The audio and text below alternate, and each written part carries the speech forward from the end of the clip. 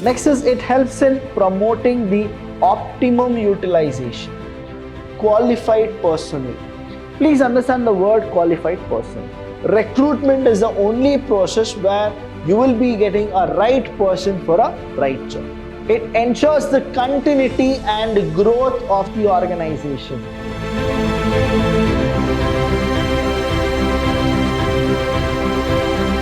Hello everybody, a warm welcome to one and all. I'm Abhilash from the Department of Commerce and Management in Vidhyaashram First Grade College, the Temple of Excellence. Welcome to the 13th session of the Organizing and Staffing chapter. Now this chapter is a very lengthy chapter, but you will actually learn more because you have organizing plus staffing. Last session I actually told you about what are the advantages, disadvantages, the factors which affect staffing.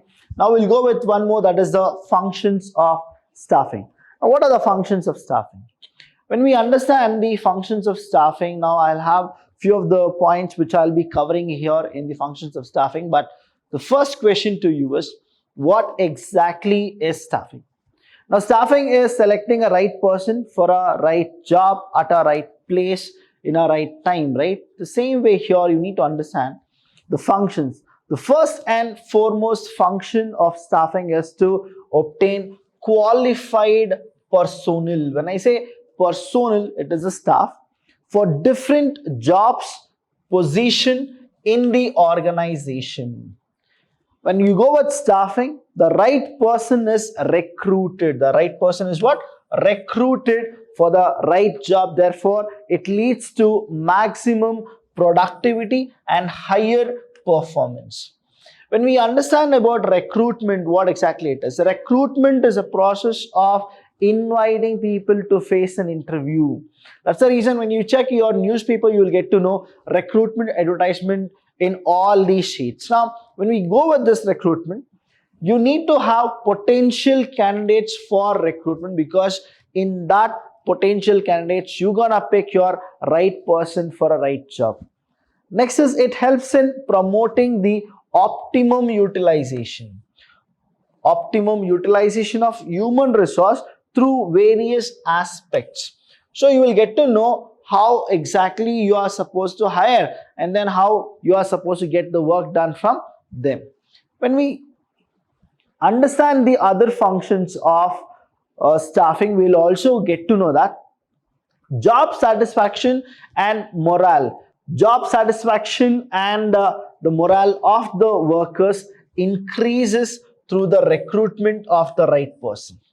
When in a group you have people who are potential to work, they are the right people. Now what happens is the other person also will actually get motivated, and he'll also be with the same attitude and the behavior, and he'll get the work very beautifully, and productivity will be attained, and efficiency will also be seen in the behavior.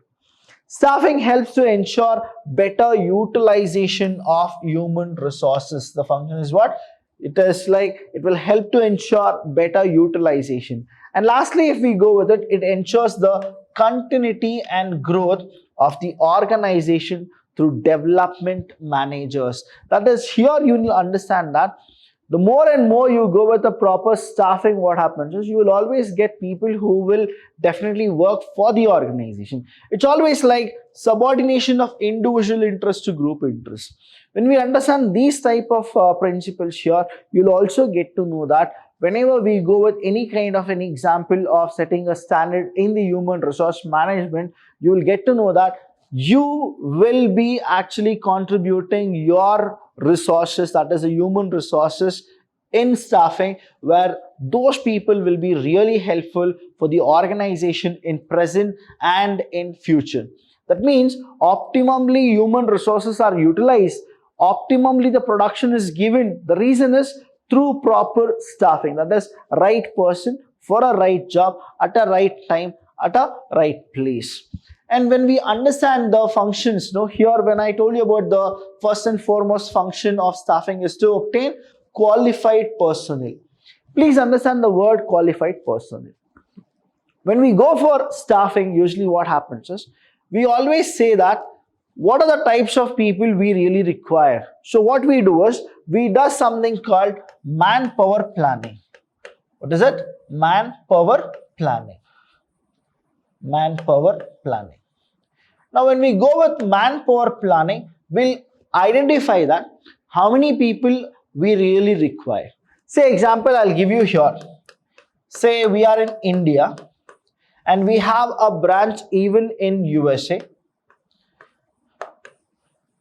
Now in India we have 160 employees and USA we have say 90 employees. Now due to this pandemic, we are supposed to actually lay off few of the people whom we should actually feel that they're not able to cope up with the technology or the way we are running it. Now say example, you would have taken 40 people from India and you would have taken 30 people from USA, right? Now, what really happens here is 160 minus 40 is now 120. 120 employees are there in India and we have here 60 employees are there in USA. Now, after the pandemic is all done, again, everything came to normal. Now we are going for a full swing. Now what happens is now we need to recruit people. Now, when we go for recruiting people, now can we have those people whom we have fired it? Now, if you go with it, the companies will not do that. The reason is the companies always wants people who are freshers so that they will not demand more salary. Now, the people whomever you have told them that you will not be able to come the next year, now they will never come back. Now, they will also join some other company or there are people who will start their own business. So let's understand, we'll go for a potential candidate. Again, newspaper advertisement, TV advertisement or any kind of a social media advertisement. Now what happens is you will actually go for qualified person. Again, graduate from so and so, your qualification, how many experience, all those you will actually put. Now you got those 20 or 30 or 40. Now what happens is you will only recruit how much you really want. That is called the manpower planning.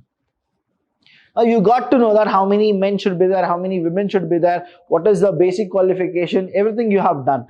Now when they come, what exactly it is? It is like the first and the foremost function of staffing is to obtain qualified personnel for different job position in the organization. Now you are actually making that those vacant seat has to be filled. So you are filling those vacant seat. In staffing, the right person is recruited.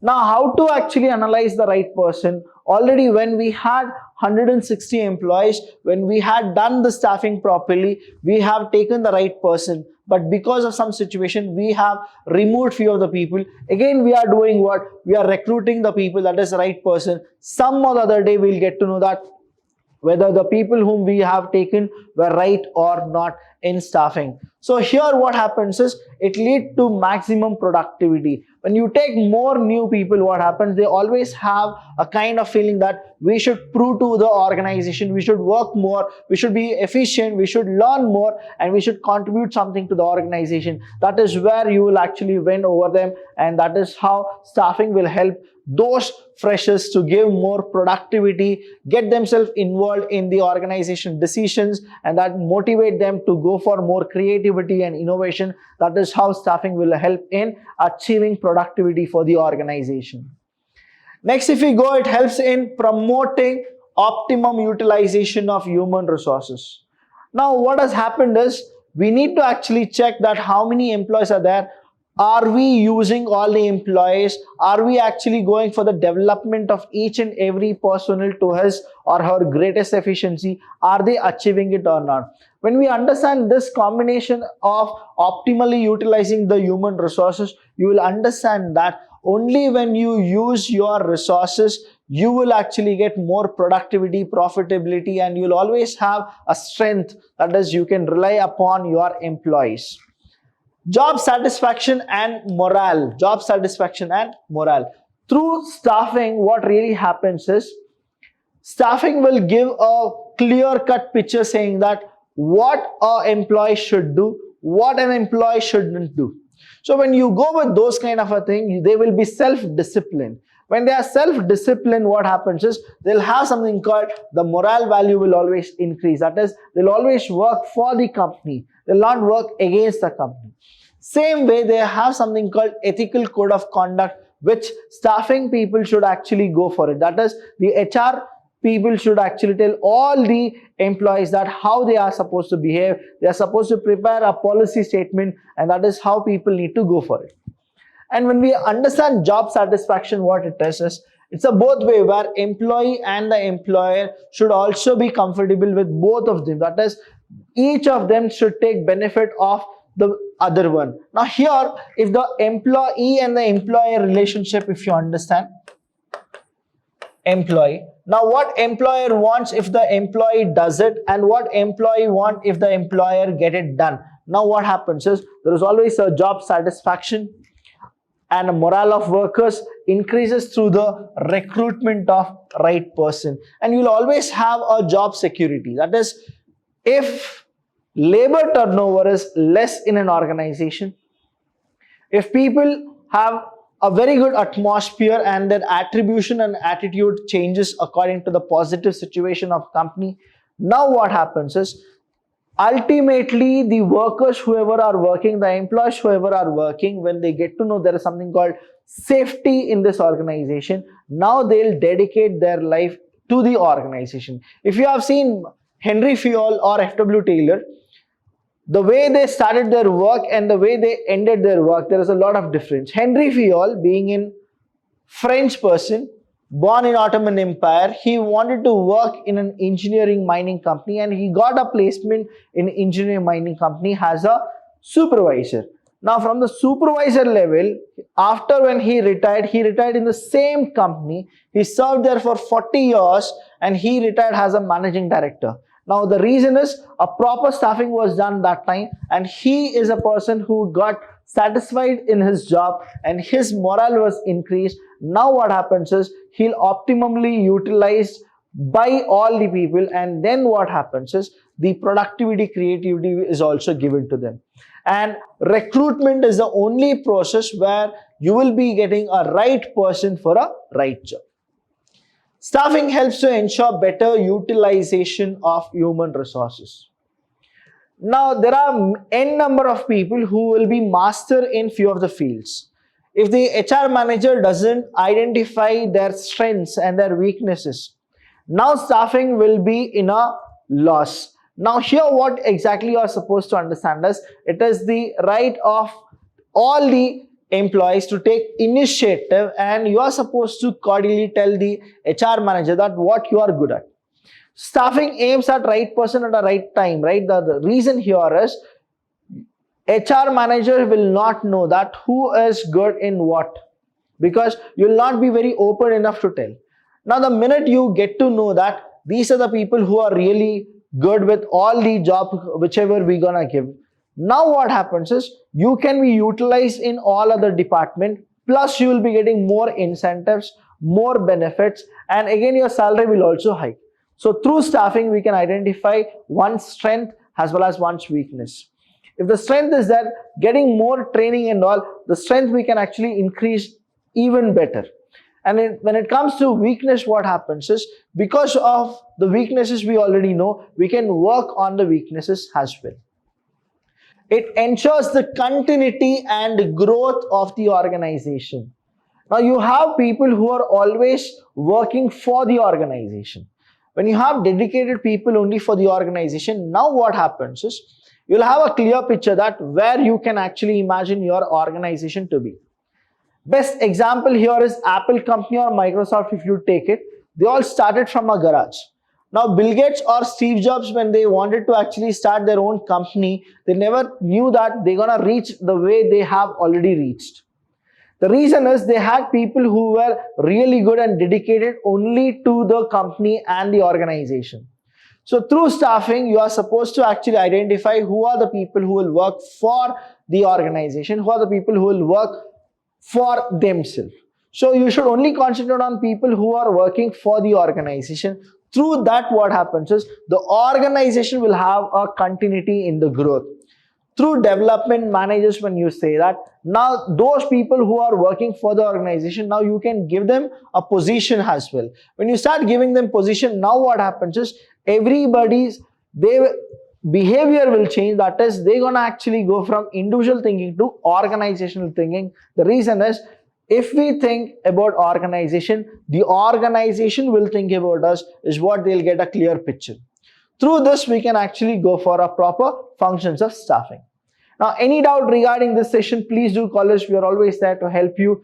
From this session, we are ending this chapter. In the next session, we'll come to with you in another way, in another chapter, and we're gonna try to make you understand each and every topic very easily. Thank you so much. I'll see you when I see you.